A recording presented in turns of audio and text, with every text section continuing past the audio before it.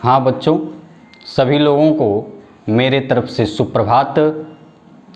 कल हम आप लोग को पढ़ाए थे अव्ययी भाव समास के बारे में, तो आज हम आप लोग को पढ़ाएंगे तत्पुरुष समास के बारे में। तत्पुरुष समास के बारे में आप लोग को आज हम बताएंगे। तो तत्पुरुष समास किसे कहते हैं? तो तत्पुरुष समास, इसका परिभाषा है प्रायेण उत्तर पदार्थ प्रधानस तत्पुरुषः। प्रायेण उत्तर पदार्थ प्रधानस तत्पुरुषः। तत्पुरुष समास में इसका उत्तर पद क्या होता है? प्रधान होता है। उत्तर पद क्या होता है? प्रधान होता है। तो इसीलिए कहा है प्रायेण उत्तर पदार्थ प्रधानस तत्पुरुषः। प्रायेण मतलब प्रायः, ठीक ना। अक्सर उत्तर पद क्या होता है? जिसका प्रधान होता है उसको तत्पुरुष समास कहा जाता है। अब तत्पुरुष समास के कितने भेद हैं? तत्पुरुष समास के दो भेद हैं। नंबर 1 समानाधिकरण तत्पुरुष, नंबर 2 व्यधिकरण तत्पुरुष। समानाधिकरण तत्पुरुष और व्यधिकरण तत्पुरुष। तो समानाधिकरण तत्पुरुष नाम से ही अभिहित हो रहा है कि जिसका समान अधिकरण हो, जिसका समान अधिकरण हो, अर्थात समान जिसका विभक्ति हो उसे समानाधिकरण तत्पुरुष कहते हैं, ठीक। और व्यधिकरण जिसका अधिकरण अर्थात जिसका विभक्ति जो है वो अलग अलग हो उसे क्या कहते हैं? व्यधिकरण कहते हैं। तो मैंने यहाँ समझाने का प्रयत्न किया कि समानाधिकरण तत्पुरुष में क्या होता है? पूर्व पद तथा उत्तर पद की समान विभक्ति होती है। समानाधिकरण तत्पुरुष में पूर्व पद, पूर्व मतलब पहला पद और पहले वाला पद, और उत्तर पद मतलब बाद वाला पद क्या होता है? प्रथमा विभक्ति या समान विभक्ति में होती है। और कह रहे हैं कि कर्मधारय और द्विगु समास भी क्या होता है? समानाधिकरण तत्पुरुष। हमने कहा था, पहले कल बताया था कि तत्पुरुष का एक भेद कर्मधारय और द्विगु समास भी है। तत्पुरुष समास के अंतर्गत कर्मधारय और द्विगु समास भी आता है। तो हमने बताया यहाँ कर्मधारय और द्विगु समानाधिकरण तत्पुरुष के अंतर्गत आता है, ठीक। अब व्यधिकरण तत्पुरुष में क्या होता है?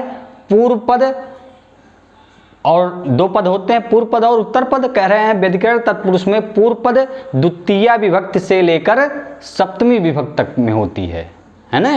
यहाँ लिख दिया कि व्यधिकरण तत्पुरुष में पूर्व पद द्वितीया से लेकर सप्तमी विभक्ति तक में होती है, ठीक।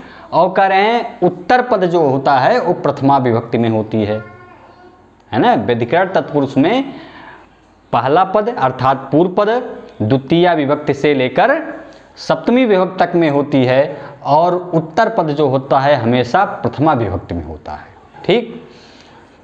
और जिस विभक्ति में पूर्व पद होता है, जिस विभक्ति में पूर्व पद होता है उसी नाम से तत्पुरुष कहा जाता है।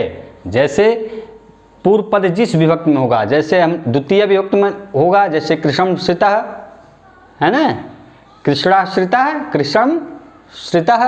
तो कह रहे हैं जिस विभक्ति में पूर्व पद, कृष्णम क्या हुआ? द्वितीय विभक्ति वचन, इसलिए द्वितीय तत्पुरुष हो जाएगा।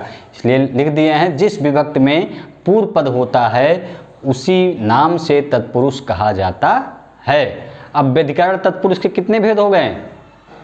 6 भेद हो गए। व्यधिकरण तत्पुरुष के कितने भेद हो गए? 6 भेद। कौन कौन? द्वितीय तत्पुरुष, तृतीय तत्पुरुष, चतुर्थी तत्पुरुष, पंचमी तत्पुरुष, षष्ठी तत्पुरुष और सप्तमी तत्पुरुष। तो व्यधिकरण तत्पुरुष के कितने भेद हुए? 6 भेद हुए। द्वितीय तत्पुरुष, तृतीय तत्पुरुष, चतुर्थी तत्पुरुष, पंचमी तत्पुरुष, षष्ठी तत्पुरुष और सप्तमी तत्पुरुष। तो तत्पुरुष समास किसे कहते हैं? जिसका प्रायः उत्तर पद प्रधान हो या उत्तर पद की जिस समास में प्रधानता होती है उसे तत्पुरुष समास कहा जाता है। तो तत्पुरुष समास के 2 भेद हुए, समानाधिकरण, व्यधिकरण। तो समानाधिकरण जिस समास का समान अधिकरण अर्थात समान विभक्ति होती है उससे समानाधिकरण तत्पुरुष कहते हैं। और इसमें कर्मधारय और द्विगु समास क्या है, समानाधिकरण तत्पुरुष के अंतर्गत आता है। फिर व्यधिकरण तत्पुरुष जिस समास में पूर्व पद द्वितीया से लेकर सप्तमी विभक्ति में होती है ना, और उत्तर पद क्या होता है, प्रथमा विभक्ति में होती है, उसे व्यधिकरण तत्पुरुष कहते हैं। और व्यधिकरण तत्पुरुष में पहला पद अर्थात पूर्व पद जिस विभक्ति में होगा उसी विभक्ति के नाम से ही उसका नाम पड़ जाएगा। जैसे द्वितीय विभक्ति में होगी तो द्वितीय विभक्ति, तृतीय विभक्ति में होगी तृतीय विभक्ति, चतुर्थी विभक्ति में होगी चतुर्थी विभक्ति, पंचमी विभक्ति में होगी पंचमी विभक्ति, षष्ठी विभक्ति में होगी षष्ठी विभक्ति और सप्तमी विभक्ति में होगी सप्तमी विभक्ति। तो चलिए हम द्वितीय तत्पुरुष के बारे में आप लोग को बताते हैं। देखिए द्वितीय तत्पुरुष, इसका सूत्र है द्वितीयाश्रयातीत पतित गतात्यस्तत् प्राप्तापन्नैः, है ना।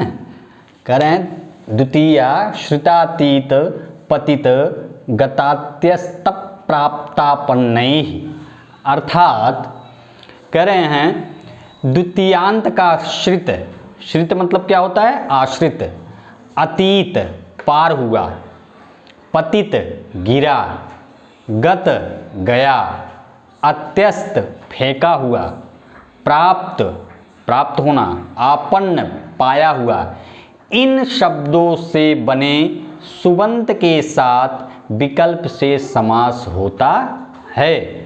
और कह रहे हैं तथा वह किस में हो जाता है, तत्पुरुष समास कहलाता, तथा वह क्या होता है, तत्पुरुष समास कहलाता है।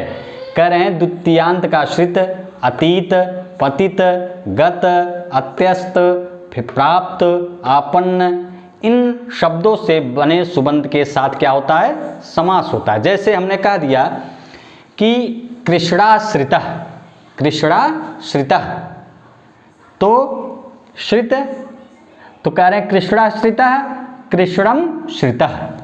तो द्वितीय तत्पुरुष किसे कहते हैं, मैंने बताया कि जिस विभक्ति में, पहले बता दिए कि व्यधिकरण तत्पुरुष प्रथम पूर्व पद जो होता है द्वितीय से लेकर सप्तमी विभक्ति तक तो होती है जिस समास में होगा पूर्व पद, और उत्तर पद जो होता है प्रथमा विभक्ति में होता है।